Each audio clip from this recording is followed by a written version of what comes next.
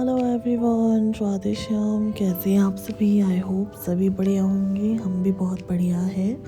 तो आज के ब्लॉग की शुरुआत हो रही है सुबह सुबह के 8 बजे से। तो ये है सुबह सुबह का मौसम, ताज़ा ताज़ा बारिश हुई है और आपका स्वागत है एक ताज़े से सुंदर से व्यू के साथ। तो दोस्तों, आज आ रहे थे हम हॉस्पिटल के लिए। हॉस्पिटल जाना था हमें, पीजीआई। तो बस अभी हम रूम से निकले थे, मैं, मेरी सिस्टर और दादू। तो आज सिस्टर का रूटीन चेकअप होता है, तो उसका काफ़ी टाइम पहले ऑपरेट हुआ था। तो मेरी से छोटे वाली है, तो उसका रूटीन चेकअप के लिए हम जा रहे थे। और दादू को भी थोड़ा सा दिखाना था, उन्होंने भी कुछ चेकअप करवाना था। तो उसके लिए हम लोग निकल पड़े थे अभी रूम से पीजीआई के लिए। तो चलिए आपके साथ भी ज़रूर शेयर करेंगे हम कैसे कैसे आज पीजीआई पहुंचते हैं। और ऊपर से आज सुबह सुबह क्या हो गया कि कैब ही बुक नहीं हो पा रही थी। तो कैब बुक ना होने की वजह से फिर हमने ऑटो किया। फिर हम ऑटो में ही चले गए, क्योंकि सुबह सुबह थोड़ा सा कैब की दिक्कत आती है, सुबह सुबह कैब बुक नहीं हो पाती है। तो फिर हम निकल गए थे ऑटो में ही, और ये भी पहुंच गए थे हम पीजीआई। तो बस पीजीआई के अंदर एंटर हुए हैं। तो बस अभी हम जाएंगे डायरेक्ट ओपीडी के लिए, न्यू ओपीडी के लिए, क्योंकि सिस्टर का डॉक्टर वहीं बैठता है। तो वहाँ पे दिखाएंगे। और ये चलने को दोस्तों इतना ज़्यादा है ना इसमें कि अगर बंदा पैदल चलने लग जाए ना, तो पता नहीं उसका पूरा दिन लग जाए, फिर भी ना वो पहुँचे अपनी मंजिल तक। तो दोस्तों, हॉस्पिटल के दरवाजे तो भगवान किसी को ना दिखाए। तो ये यहाँ पे आईज ओपीडी है। तो मैं दादू को बता रही थी कि ये आईज ओपीडी है, मैंने पापा को यहाँ पे भी दिखाया था। तो भगवान किसी को ना भेजे, किसी को कोई बीमारी ना हो बस, क्योंकि इतने बुरे हाल हो जाते ना यार। मैंने ये एक्सपीरियंस किया है हॉस्पिटल में, और बहुत सारे लोगों ने किया होगा। लिटरली रोना आ जाता है, रोना। बट चलो, हमारा भी एक टफ टाइम आया था, तो वो निकल गया अब।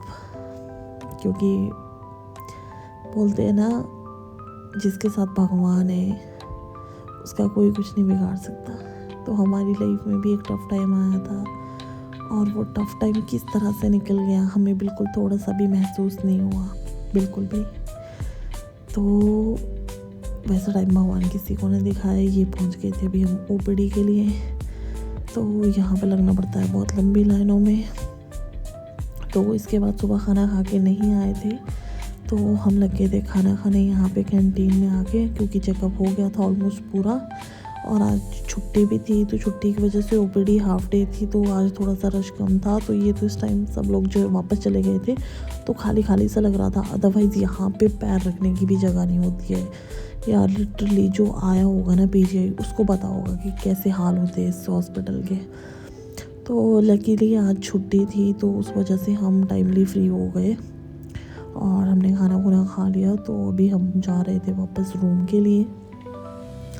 तो बट उससे पहले मुझे लेनी थी दादू के लिए दवाइयाँ। तो दवाइयाँ मिलनी थी हमें 11 से। वैसे तो ये भी 11 में ही आता है, बट फिर दवाई हमें 11 से मिलनी थी। तो अभी निकल गए थे हम कि चलो पहले दवाई लेते हैं, सबसे पहले तो ऑटो देखना पड़ेगा। तो अभी चल पड़े थे हम ऑटो देखने के लिए, और फिर हम जाएंगे 11 दवाई लेने, क्योंकि दवाई लेना भी ज़रूरी है। तो डॉक्टर ने कुछ दवाइयाँ चेंज करी है, तो वो दवाइयाँ यहीं पे मिलेगी। तो ये कर रही थी मैं अपनी सिस्टर का फ़ोटोशूट, की चलते रहा फ़ोटोशूट करती हूँ थोड़ा सा। तो अभी गई थी मैं दवाइयाँ लेने केमिस्ट के पास। तो सारी दवाइयाँ ऑलमोस्ट यहीं से मिलनी थी। तो इनसे मैंने दवाई ली, समझी। फिर मैं वापस आई अपने ऑटो के लिए। फिर मैं ऑटो में बैठ गई थी, और फिर चल पड़े थे हम वापस बैक टू रूम। और थक भी बहुत ज़्यादा गई थी, क्योंकि दो लोगों को दिखाना था। एक सेकंड फ्लोर पे था, एक थर्ड फ्लोर पे था, एक न्यूरो की ओपीडी में थे, फिर एक मेडिसिन की ओपीडी में थे।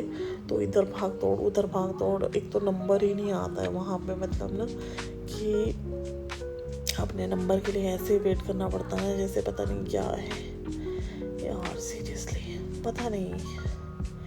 लोग जिनको बीमारियाँ होती होगी ना, वो लोग पता नहीं कैसे टॉलरेट करते हैं, मेरे तो समझ में नहीं आता सीरियसली यार। भगवान मुझे तो कभी कोई बीमारी ना दे, मुझे तो इतना डर लगता है। मुझे क्या, किसी को भी कोई बीमारी ना दे सीरियसली।